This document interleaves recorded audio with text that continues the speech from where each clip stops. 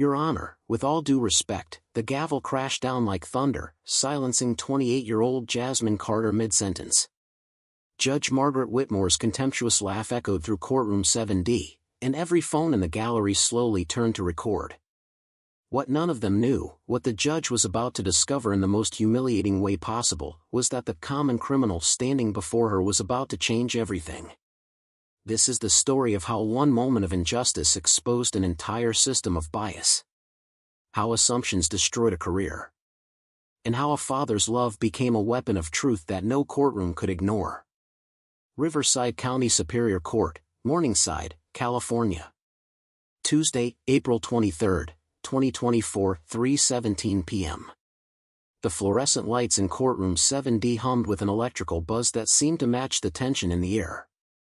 Jasmine Carter stood at the defendant's table wearing a navy blazer she'd borrowed from her roommate, paired with black slacks that were slightly too short, revealing worn sneakers she'd tried to polish that morning. Her natural hair was pulled back into a professional bun, though a few coils had escaped during the stressful morning. Her public defender, Rebecca Zhang, had been assigned to her case exactly 51 minutes before the hearing. The manila folder in Rebecca's hands still had papers sticking out at odd angles. She'd been speed reading in the hallway, trying to absorb 6 months of legal documentation in less than an hour. Judge Margaret Whitmore, 62, sat elevated on her bench like a queen surveying her kingdom. 23 years on the bench had given her an air of absolute authority, and she wielded it like a sword. Her gray hair was cut in a severe bob, her reading glasses perched on her nose, her expression one of perpetual disapproval. She looked down at Jasmine the way someone might look at a stain on an expensive carpet. "Ms. Carter," Judge Whitmore began, her voice clipped and efficient. "You stand accused of driving with a suspended license, evading a peace officer, and obstruction of justice. How do you plead?" "Not guilty, Your Honor." Jasmine's voice was steady, but her hands trembled slightly at her sides. "If the court would allow me to explain the circumstances." "Ms. Carter." Whitmore removed her glasses and let them dangle from the chain around her neck. "I have been a judge in this courthouse for over 2 decades. I have heard every excuse, every sob story, every justification imaginable. What makes you think yours is any different?" Jasmine blinked, taken aback by the hostility. "Your Honor, I'm not offering excuses. I'm trying to provide context about what actually..." "Context." Whitmore's lips curled into something that might have been a smile on a friendlier face. "Let me provide you with some context, Ms. Carter.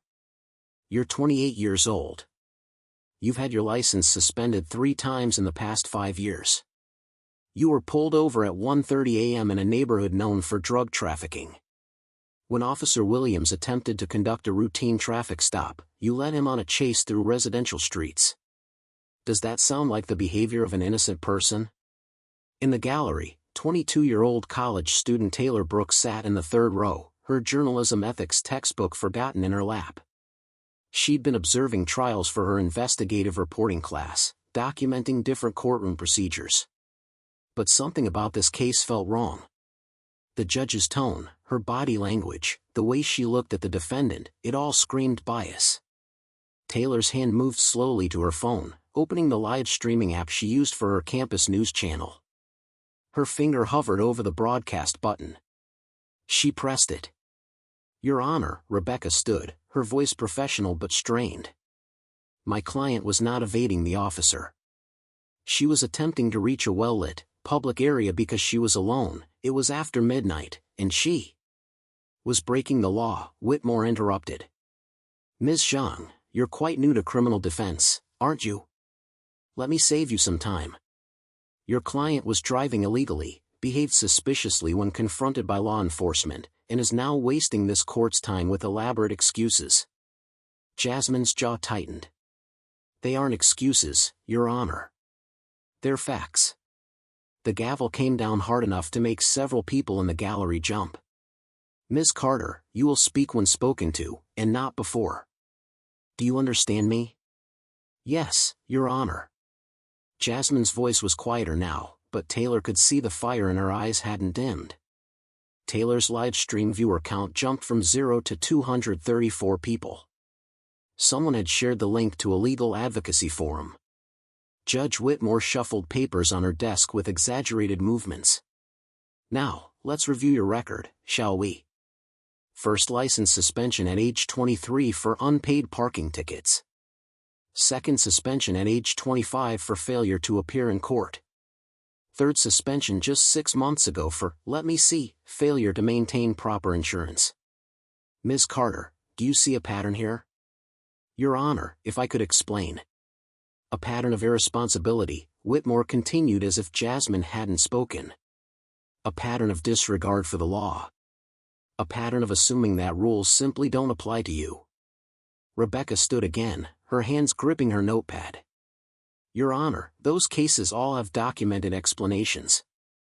The parking tickets were from a rental car company that sent notices to the wrong address. The court appearance was missed because my client was hospitalized. The insurance lapse was due to what, counselor?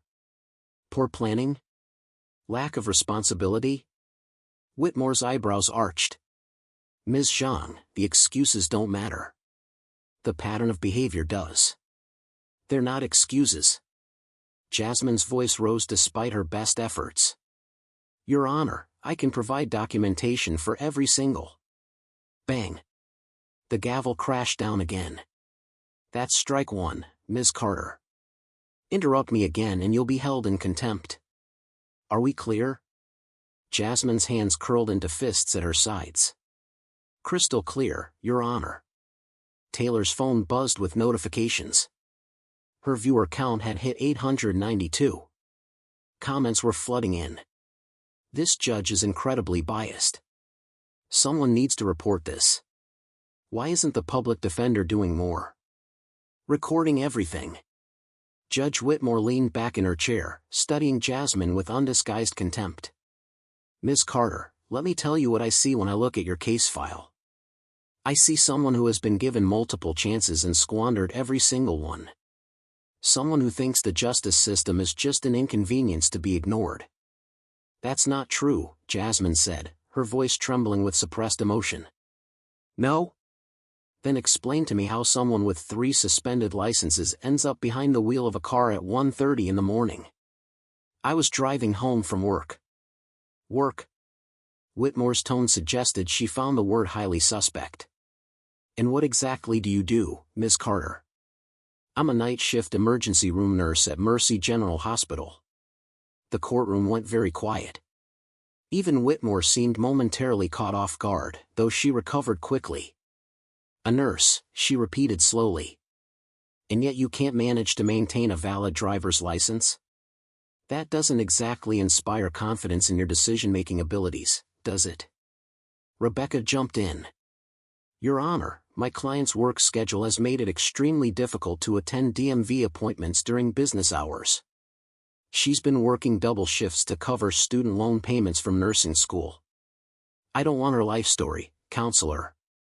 I want to understand why she thinks she's above the law. Whitmore turned her attention back to Jasmine. Let me ask you something, Ms. Carter. Do you know how many nurses I've seen in this courtroom over my 23 years on the bench? Jasmine didn't answer. It was clearly a rhetorical question. None, Whitmore said with satisfaction. Not a single one. Do you know why? Because responsible healthcare professionals don't drive with suspended licenses. They don't lead police on high-speed chases. They don't end up in criminal court. It wasn't a high-speed chase, Jasmine said through gritted teeth. I was going 35 miles per hour trying to reach the hospital parking lot. Where you work? How convenient. Whitmore's sarcasm was thick. Officer Williams, please approach the bench. A uniformed officer stood from the front row.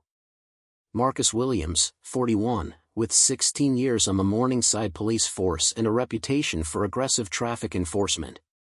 He walked to the witness stand with the practiced ease of someone who testified regularly. Officer Williams, Whitmore's tone warmed considerably, a stark contrast to how she'd addressed Jasmine. Thank you for your patience. Can you describe what happened on the night of April 3rd? Yes, Your Honor. Williams opened a small notepad, though Taylor suspected he didn't really need it. At approximately 1:28 a.m., I observed a 2015 Honda Civic traveling southbound on Riverside Avenue. The vehicle had a broken taillight, which gave me probable cause for a traffic stop. A broken taillight, Jasmine muttered. That I didn't even know about. Whitmore's head snapped toward her. Ms. Carter, that's strike 2. One more word and you'll be spending tonight in a cell. Rebecca touched Jasmine's arm in warning. Jasmine fell silent, but her whole body was rigid with frustration. Officer Williams continued.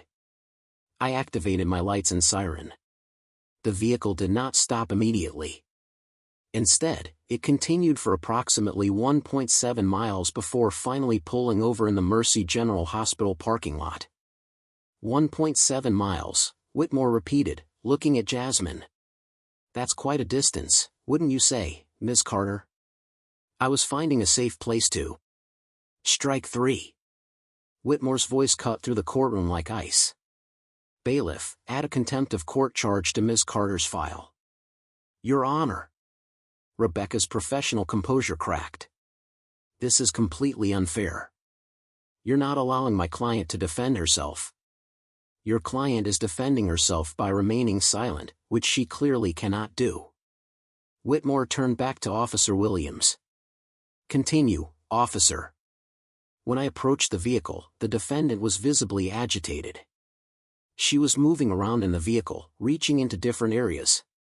I was looking for my registration and insurance. Jasmine couldn't stop herself. Bailiff. Whitmore's face flushed red. Remove Ms. Carter from my courtroom immediately. Your Honor, please. Rebecca pleaded. She's just trying to tell her side of the story. Her side of the story can be told through you, her attorney. Ms. Carter has demonstrated nothing but disrespect for this court since the moment she walked in. 2 bailiffs moved toward Jasmine.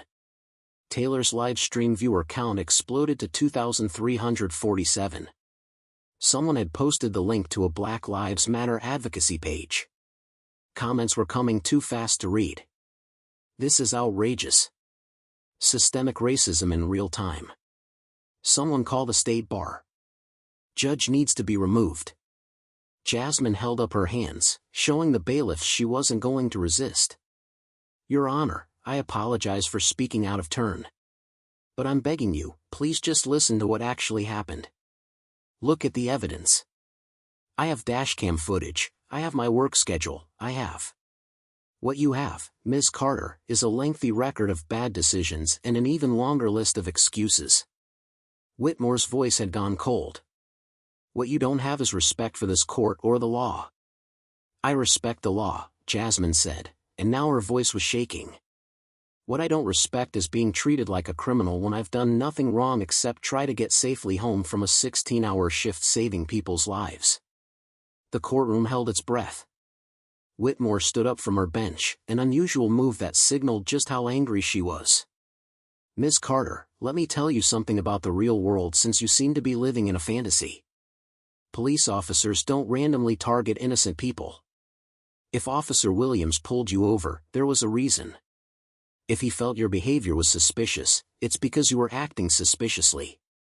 And if you're standing in my courtroom facing charges, it's because you earned your place here. By being black? The words escaped Jasmine's lips before she could stop them. The courtroom exploded with gasps and whispers. Whitmore's face went from red to purple. How dare you? How dare you stand in my courtroom and play that card? I have sentenced defendants of every race, gender, and background equally under the law for 23 years. I will not be accused of bias by someone who refuses to take responsibility for her own actions. Then give me a chance to present my evidence. Jasmine's voice cracked with emotion. Stop assuming I'm guilty because of how I look or where I was driving. Stop treating Officer Williams' word as gospel and mine as lies. Stop. Enough. Whitmore's gavel came down 3 times in rapid succession.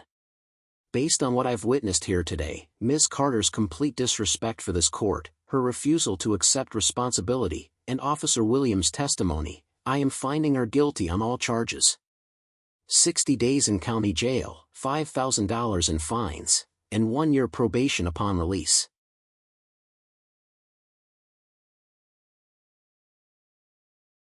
Rebecca shot to her feet. "Your Honor, you haven't even allowed us to present our defense. We have video evidence, we have witness testimony, we have documentation that completely contradicts Officer Williams' version of events. Then you should have taught your client to remain silent while you presented it. This is a violation of due process. A violation of her constitutional rights. Then file an appeal." Whitmore slammed her gavel one final time. "Bailiff, remand Ms. Carter to custody immediately. We're adjourned." The bailiffs moved toward Jasmine again. Taylor's live stream had reached 4,000 viewers. Major legal advocacy groups were sharing the link.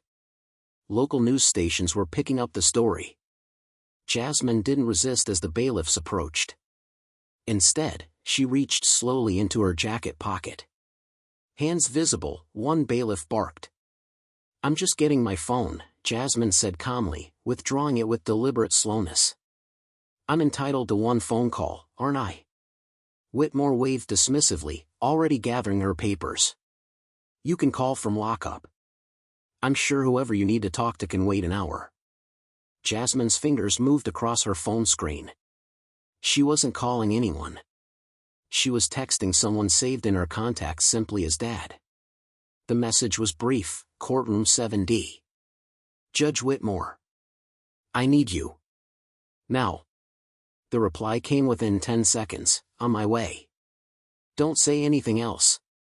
Jasmine looked up at Judge Whitmore, who was preparing to leave the bench, and for the first time since the hearing began, she smiled.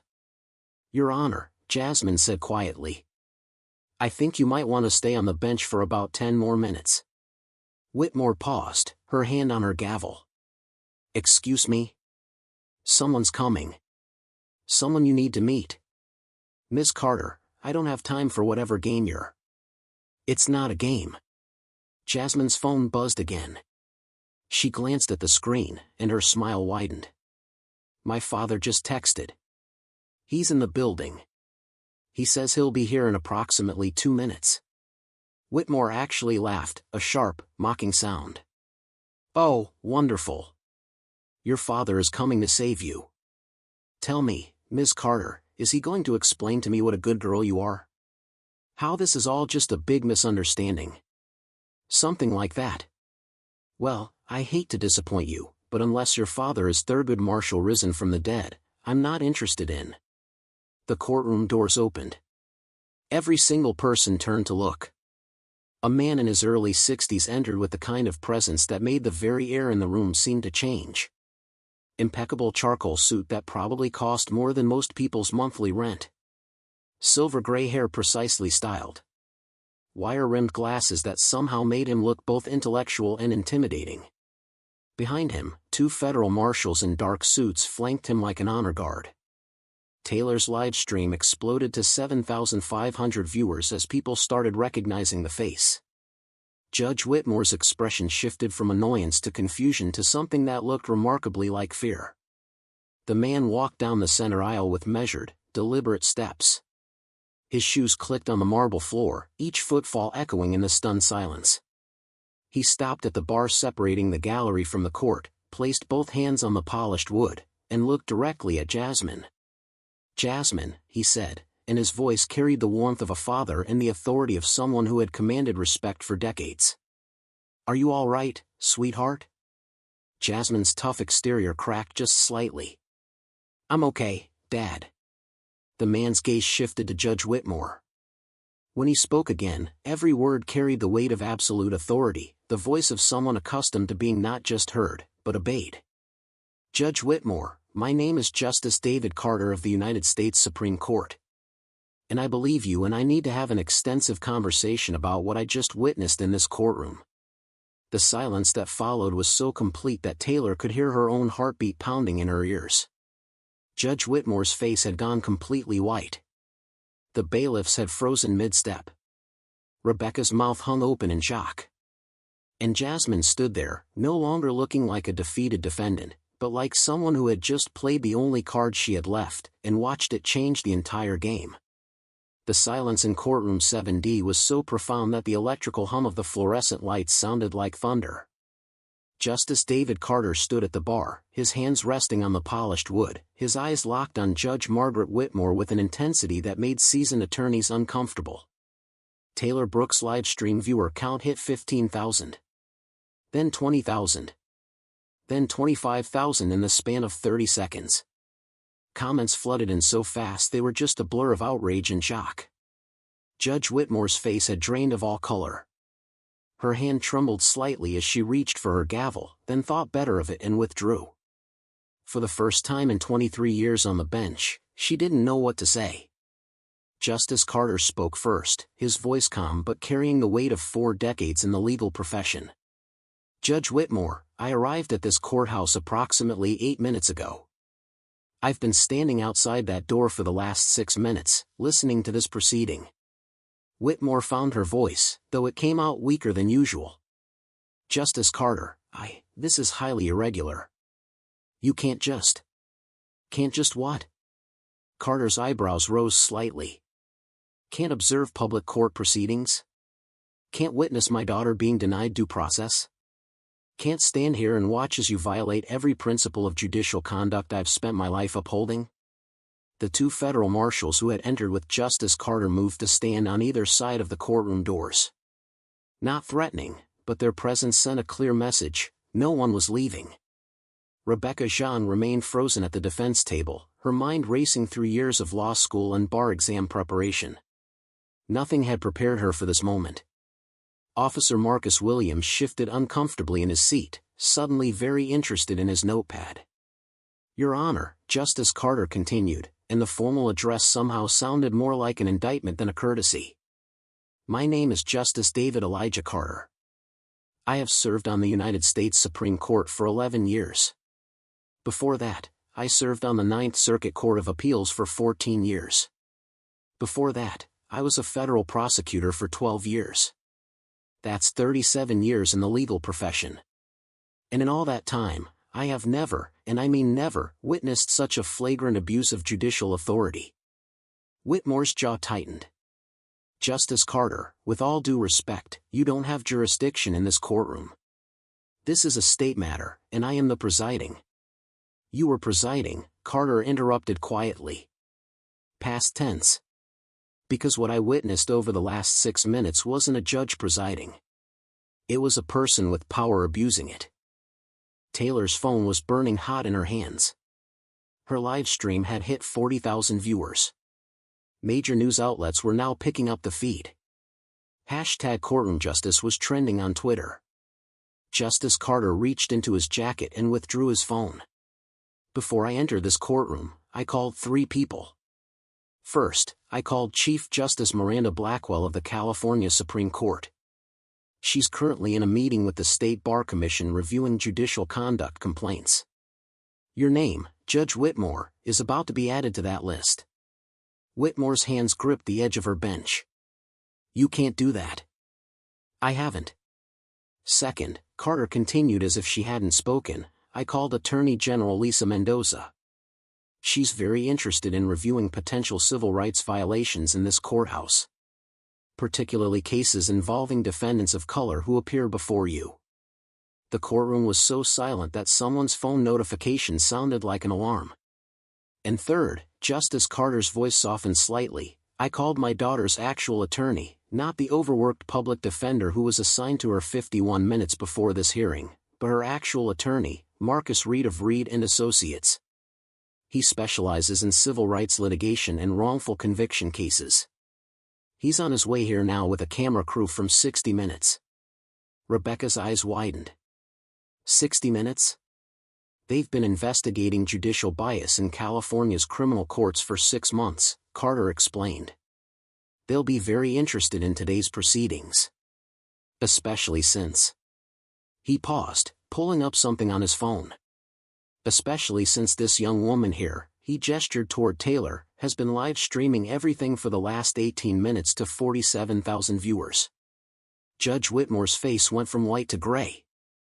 She looked at Taylor, who held up her phone with a shaking hand, the red live indicator clearly visible on the screen.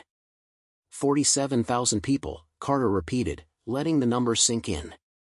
47,000 people just watched you mock my daughter. Refuse to let her speak. Assume her guilt. Ignore her evidence. And sentence her to 60 days in jail without allowing her defense attorney to present a single witness or piece of evidence. I was maintaining courtroom order, Whitmore stammered. Your daughter was being disruptive. My daughter was being honest, Carter's voice hardened. She was being frustrated. She was being scared. And she was being black in your courtroom, which appears to be her greatest crime in your eyes. Officer Williams stood up suddenly. Your Honor, if I may. Officer Williams. Justice Carter's gaze shifted to him. I suggest you sit down and remain very, very quiet. Because we'll be discussing your testimony shortly, and you'll want legal representation present for that conversation. Williams sat back down immediately. Jasmine stood at the defense table, tears streaming down her face, not from sadness, but from relief. From vindication. From watching her father do what she'd been unable to do for herself, demand justice. Justice Carter walked around the bar and approached the bench. Judge Whitmore, I'm going to ask you some questions now. And I strongly suggest you answer them honestly, because everything you say is being recorded by multiple devices and witnessed by federal officers. Whitmore's hands were shaking. I have a right to legal counsel. You absolutely do. But right now, you're not under arrest.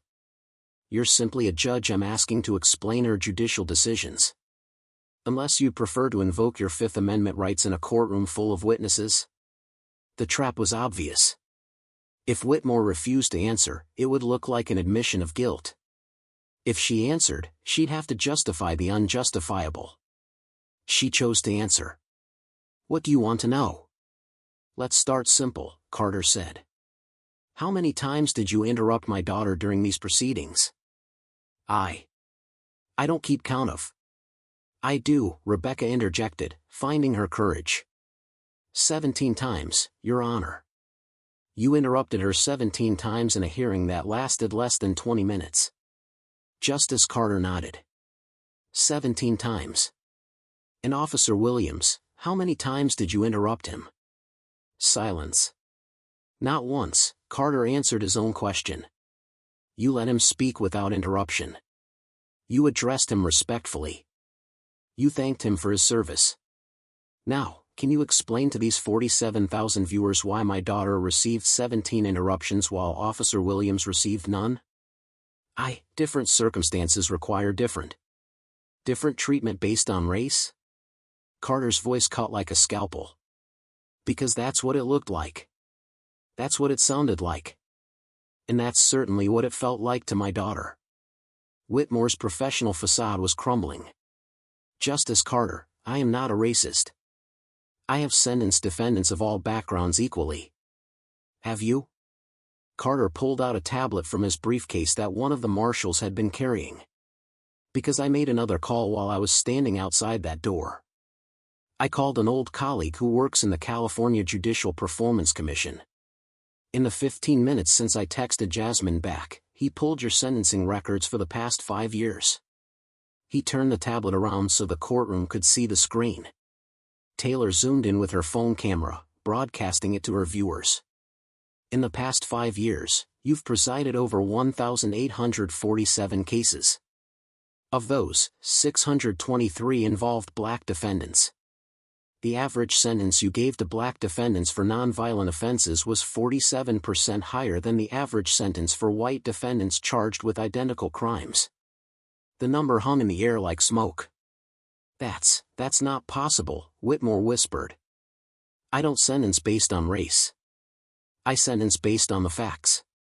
Based on your perception of the facts, Carter corrected. Based on your assumptions. Based on your biases, conscious or unconscious. The numbers don't lie, Judge Whitmore. You might not think you're racist, but your sentencing patterns tell a different story. Rebecca stepped forward, emboldened by Justice Carter's presence. Your Honor, you assumed my client was guilty before hearing any evidence. You assumed she was lying before she could explain. You assumed Officer Williams was truthful while assuming Jasmine was deceptive. All of those assumptions led you to one conclusion: guilty. But I have evidence. Whitmore's voice rose defensively. Officer Williams' testimony is evidence. And so is the dashcam footage from Officer Williams' patrol car, Carter said calmly. The footage that shows my daughter driving exactly 35 miles per hour, not fleeing, not evading, but carefully proceeding to a well-lit area. The footage that shows her immediately putting her hands on the steering wheel when Officer Williams approached. The footage that shows her calmly explaining she was a nurse coming home from her shift. He paused. The footage that Officer Williams apparently forgot to mention in his testimony. Officer Williams' face flushed red. I didn't forget. I just didn't think. You didn't think it was relevant that the evidence contradicts your version of events? Carter's eyebrows rose. Officer Williams, lying under oath is perjury. Omitting exculpatory evidence is a violation of a defendant's rights. Both are crimes. The officer's mouth opened and closed, but no words came out. Justice Carter turned back to Judge Whitmore. And you, Judge Whitmore, didn't ask to see this footage. You didn't ask to hear from any defense witnesses. You didn't review any of the documentation my daughter's attorney tried to present. You simply believed Officer Williams because he wore a uniform, and disbelieved my daughter because, well, we both know why. That's not fair, Whitmore said, but her voice lacked conviction. Fair? Carter's voice finally showed emotion, controlled anger that had been building throughout this entire exchange. You want to talk about fair? My daughter is a registered nurse who has saved countless lives at Mercy General Hospital. She works 16-hour shifts, often covering for understaffed units. She has student loans she's paying off from nursing school. She drives a 12-year-old Honda Civic because it's all she can afford.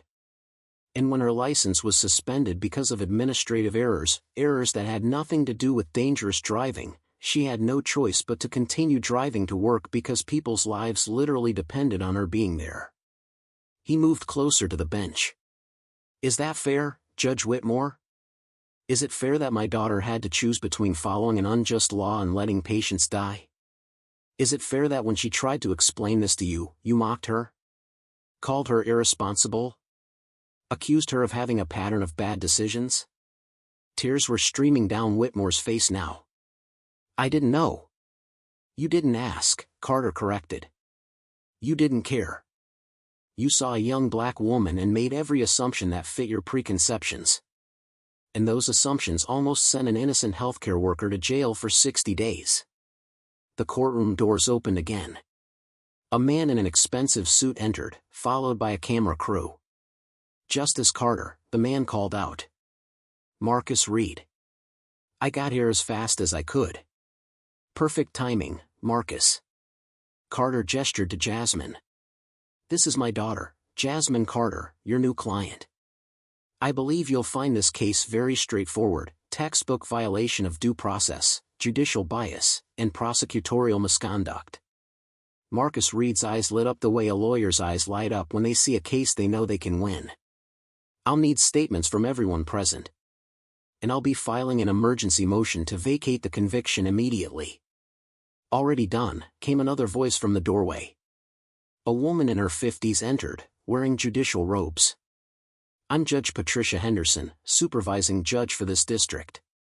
I've been monitoring the live stream from my chambers, and I'm here to inform you, Judge Whitmore, that you are hereby suspended from judicial duties pending a full investigation by the Commission on Judicial Performance. Whitmore stood up from her bench, swaying slightly. You can't do this. I have rights. And so did Ms. Carter, Judge Henderson said firmly. Rights you violated repeatedly and egregiously in front of tens of thousands of witnesses. Your suspension is effective immediately. Bailiff, please escort Judge Whitmore to her chambers. She'll need to collect her personal belongings. As the bailiff approached, Whitmore turned to Jasmine with desperation in her eyes. I'm sorry. I didn't mean. I never intended to. Jasmine looked at her for a long moment. When she spoke, her voice was steady. Your Honor, I don't think you did intend to be biased. I think that's the problem. Your bias was so ingrained you didn't even recognize it. You treated me differently without even realizing you were doing it. And that's exactly why the system needs to change. Justice Carter placed a hand on his daughter's shoulder. 3 months from now, Judge Whitmore, you'll be asked to participate in a comprehensive judicial bias training program. You'll review every case you've presided over for the past 5 years. You'll meet with defendants whose lives were impacted by your unconscious prejudices. And you'll help develop new training protocols for every judge in California. And if I refuse? Whitmore asked quietly. Then you'll never sit on a bench again, Judge Henderson said. But if you participate, if you truly learn and grow from this experience, you might earn back the privilege of dispensing justice. Real justice. Equal justice. As Whitmore was escorted out, Justice Carter turned to the gallery, to the cameras, to Taylor's live stream that now had over 100,000 viewers. Let me be very clear about something, he said, his voice carrying to every corner of the room and to every viewer watching online. What happened here today wasn't unusual. It happens every single day in courtrooms across America. Black defendants face judges who don't see them as individuals. They face officers who view them as suspects first and citizens second. They face a system that was built on inequality and still carries those scars. He paused, looking directly into Taylor's camera. But today was different because my daughter had something most defendants don't have, a father with power and influence. That's not justice. That's privilege. And the fact that it took a Supreme Court justice walking into this courtroom to stop an injustice from happening should terrify every American who believes in equal justice under law. The courtroom was silent except for the sound of typing as reporters frantically documented his words. So here's what's going to happen, Justice Carter continued. This case, my daughter's case, is going to become the foundation for the California Judicial Fairness Initiative. Every judge in this state will undergo mandatory bias training. Every courtroom will have cameras recording all proceedings. Every defendant will have access to public defenders who have adequate time to prepare their cases. And every police officer will have their testimony cross-referenced with available evidence before it's accepted as fact. He looked at Officer Williams, who had gone very pale. Officer Williams, you won't be facing criminal charges for today's testimony. But you will be required to attend cultural sensitivity training and have your traffic stop patterns reviewed for the next 2 years. If the patterns show bias, you'll be reassigned to desk duty. Williams nodded mutely. Justice Carter turned to Rebecca Zhang. Ms. Zhang, you tried to advocate for your client under impossible circumstances. That takes courage. The California Public Defender's Office is about to receive a grant for $50 million to hire more attorneys and reduce caseloads. You'll be among the first to benefit from reasonable work conditions. Rebecca's eyes widened in disbelief. Finally, Justice Carter looked at his daughter. Jasmine, I'm sorry I couldn't be here sooner. I'm sorry you had to face this alone. But I'm so proud of how you conducted yourself with dignity and strength even when you were being torn down. Jasmine walked over to her father and hugged him tightly. Thank you, Dad, she whispered. Judge Henderson cleared her throat. The charges against Ms. Jasmine Carter are hereby dismissed with prejudice. Ms. Carter, you're free to go. And on behalf of the state of California, I apologize for what you experienced here today. As the courtroom began to empty, Taylor Brooks stopped recording her live stream. Her hands were shaking. She'd just documented one of the most important moments in California judicial history, and she was a 22-year-old college student. Justice Carter approached her. Young lady, what's your name? Taylor Brooks, sir. I'm a journalism student at Riverside University. Taylor Brooks, Carter repeated, memorizing it. You did something extraordinary today. You documented injustice as it was happening. That's the kind of journalism that changes the world. Don't ever stop doing that. Taylor felt tears welling up. I couldn't stay silent. It was so wrong. That's exactly right. And because you didn't stay silent, Because you had the courage to press record, you helped save my daughter and potentially thousands of other defendants from similar injustice. 6 months later. The California Supreme Court Building, Sacramento. Justice David Carter stood at a podium in front of an audience of 500 judges, attorneys, and law students. Behind him, a large screen displayed statistics, sentencing disparities before and after the Judicial Fairness Initiative. The numbers showed a dramatic decrease in racial disparities across California courts. Today marks 6 months since the incident in Courtroom 7D, Carter said. In that time, we've trained over 2,000 judges in unconscious bias recognition. We've equipped 450 courtrooms with recording equipment. We've reduced public defender caseloads by 40%. And we've seen a 63% decrease in sentencing disparities between white defendants and defendants of color. The audience applauded. But our work isn't finished, Carter continued. Because for every Jasmine Carter whose case gets national attention, there are thousands of defendants who suffer in silence. Who don't have Supreme Court justice fathers. Who don't get live-streamed to 100,000 viewers. Who just disappear into a system that doesn't see them as fully human. He paused, looking out at the sea of faces. Justice isn't supposed to depend on who your father is. It's not supposed to require viral videos or national outrage. It's supposed to be available to everyone, equally, without exception. That's the promise of America. And it's time we finally kept that promise. As the audience rose in a standing ovation, Jasmine Carter stood in the back of the room, wearing her nurse's scrubs. She'd come straight from her shift at Mercy General. Next to her stood Taylor Brooks, now an intern at the California Judicial Performance Commission, documenting the reforms for her master's thesis. And in the front row sat Margaret Whitmore, who had spent the past 6 months in intensive bias training, meeting with dozens of defendants she'd sentenced over the years, confronting her own prejudices. She had a long way to go. But she was trying. The justice system was changing. Slowly. Imperfectly. But changing. Because one woman had the courage to stand up for herself. One father had the power to demand accountability. One student had the presence of mind to press record. And thousands of people decided that enough was enough.